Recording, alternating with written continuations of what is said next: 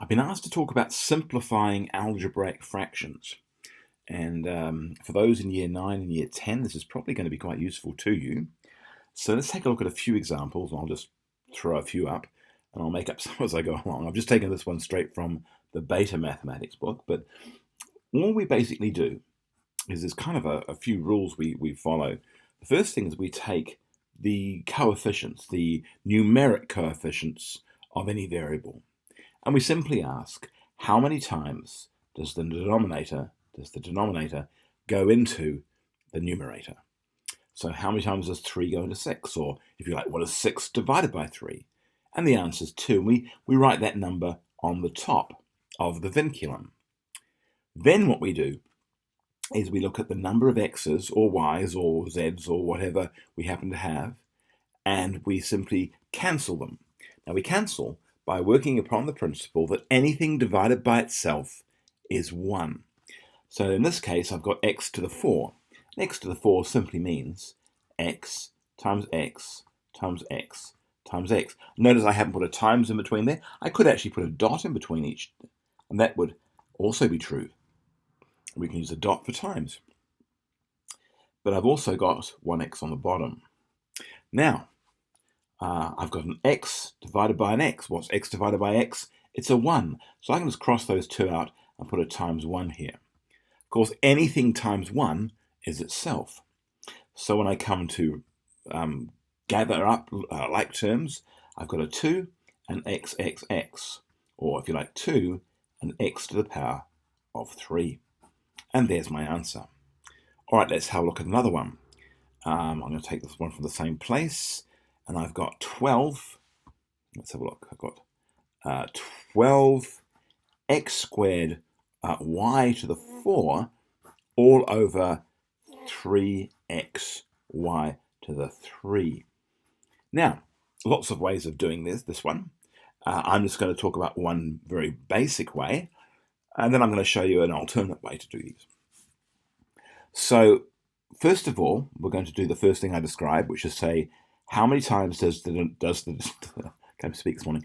How many times does the denominator go into the numerator? And we're talking about the numeric coefficients of any of the variables. How many times does 3 go into 12? Well, it goes 4 times, and we write that on the top. Now, by the way, if it was 3 on 12, then we would write the answer on the bottom, but we're not in this case. So let's have a look. We've got an x squared on an x, a y4 on a y3. So I'm just going to write out x for x squared, and y to the 4, I'm actually going to write out y, and y. On the bottom, I've got rid of the 12 and the 4, and I've turned that into a 12 and 3, and I've turned that into a 4. Now I'm going to have, I've got an x here, and I've got y to the 3, which is y, and a y. Well, x divided by x is just 1, so I could put times 1 if you like. Yeah. And I've got a y divided by y, there it is. Another y divided by another y. Another y divided by another y. And that's, if you like, times 1 times 1 times 1. But you'll notice, of course, that anything times 1 is just itself. So this is really, if you like, redundant. There's not much point writing anything times 1. So I've got 4 and an x and a y.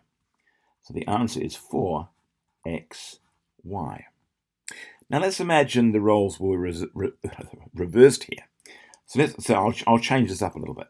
So let's say we had 15 A3 B2 C6. And I was dividing that, and let's change this a little bit. Let's make this 20 A, B, and C3. All right. Now, what I'm going to do is, instead of saying how many times does 20 go into 15, 20 really doesn't go into 15. Well, it goes in a fraction. So instead I'm going to say, what is common to 15 and 20? What's the highest common factor? So I'm looking for the highest common factor here. Well, 5 is the highest common factor. Now, if I divide 15 by 5, I'm going to divide 15 by its highest common factor, which, of course, gives me a 3.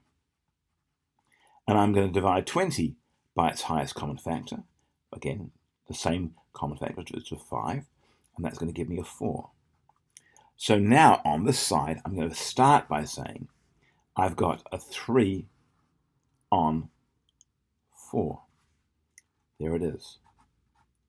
Now I've got a to the 3 and then on an a. Of course, an a is really a to the 1. Now I can write out a, b, b, and c, c, c, c, c, and so on. I can write out all of those and cross them all out. And that would be a perfectly good way of doing it. But I can do it another way too. I can subtract the indices of the bottom take off the top. I can take the bottom and subtract those from the ones on the top. So I've really got a 3 minus a 1. 3 minus that 1. And for the b, same deal. I've got a b, in this case b to the 2. And of course b on the bottom is just really b to the 1. So I'll take off a 1. And of course, same deal with a c. I've got c to the 6. And I'm going to subtract the 3. And this works exactly the same as if I was crossing lots and lots of them out. But of course, if I have very large numbers here, like this was c to the 65, I don't want to write out 65 c's and then cross off 3 of them. Much easier to say 65 minus 3 is going to give me 62. So let's see what I'm left with. I've got a 3 over 4. Now I've got an a, 3 minus 1. Well, 3 minus 1 is 2. I've got a b, I've got a 2 minus 1. Well, a 2 minus 1, of course, is just a 1. And I've got a c, I've got a 6 minus 3 is just a 3. Now, if anything is to the power of 1, I don't need to write power of 1. I can just write the letter itself. So this is 3 over 4. I'll make the thinking a bit longer. A squared b, c cubed. And you'll notice we keep these in alphabetical order. So that's going to be an important facet of what we do. All right, let's do one more. And I'm going to make this one a bit more tricky. Let's say we've got, and I'm going to keep with the theme of A, B, and C. Let's this time say we've got, let's say I've got 20, what am I going to do? I don't know. 28 A, 4, B, 7, C, 9. I'm purposefully amping up these numbers here so they look quite big. And I'm going to make this 21. Let's have a look. A 7, B 2, C, let's go 14. Now this goes beyond year 10, but we'll have a look. Now, what's common to 28 and 21? Well, 7 is. And if I divide this by its highest common factor of 7, well, I get 7 4s are 28. And if I divide 21 by, again, 7, I'll divide by 7. Sorry about writing all over everything. That's going to be 7 3s are 21. So I'm going to end up with a 4 over 3. Now, I've got A to the power of 4 minus 7. I've got B to the power of, and I'm going to have to extend the vinculum a little bit here, 7 minus 2. And I've got C to the power, in this case, of 9 minus 14. Notice as always, the top indice minus the one for the same variable on the bottom. All right, so I'm left with 4. 4 minus 7 is negative 3. B, 7 minus 2, or 7 minus 2, simply means that we've got a 5.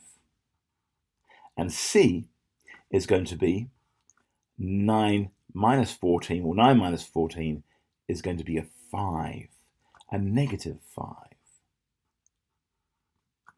All right, so let's take a look at what that would look like. I'll put that on to 3. Now, the other thing to consider here is if it's got a negative number, it just simply means it belongs on the bottom. So if I was to rewrite that as 4 over 3 and I was to put an a to the 3, that means a to the 3 must go on the bottom. There it is, a to the 3. A to the negative just means the a to the 3 goes on the bottom as a to the 3. I got b to the 5, there it is, b to the 5. That stays on top, it's not negative. C to the negative means it goes on the bottom. So I got c to the 5. Now let's prove that. Let's go ahead and do what we did before. But this time I'm actually going to write out all of this. I'll start with the 4 over 3, there it is, 4 over 3. And I'm going to put all of these letters in. So here we go, I'm going to make this nice and long here. So I've got A, and I've got B, B, B, B, B, B, B, and I've got 9 C's. 1, 2, 3, 4, 5, 6, 7, 8, 9. On the bottom I've got 7 A's. 1, 2, 3, 4, 5, 6, 7. 2 B's, a B and a B, and 14 C's. Okay, so 1, 2, 3, 4, 5, 6, 7, 8, 9, 10, 11, 12, 13, 14. All right, just snuck them in there. All right, so now I'm going to do a bit of crossing out. And this is why this is so much better way to do it, as you can see. But let's go ahead. So I'm going to cross out 4 A's off the top, 4 A's off the bottom, leaving me with 3 A's on the bottom. So I'm going to start to write the answer here. Here we go. So I'm going to have 4 A's on the bottom, which is A to the 4. Oh, sorry, A to the 3. What am I doing? I've got 3 left. Here we go. Here we go. And again, you'll see the A to the 3 comes into play here. Now, B's, what have I got? I got 2 on the bottom, cross off 2 here, cross off 2 here, and I'm left with 1, 2, 3, 4, 5. Yeah, but they're all on the top. So I'm going to write B to the 5. Now, how many C's have I got? Well, I got 1, 2, 3, 4, 5, 6, 7, 8, 9. I'm going to cross 9 off the top. There they are. Gone. And I'm going to cross 9 off the bottom. 1, 2, 3. Hang on. 1, 2, 3, 4, 5, 6, 7, 8, 9.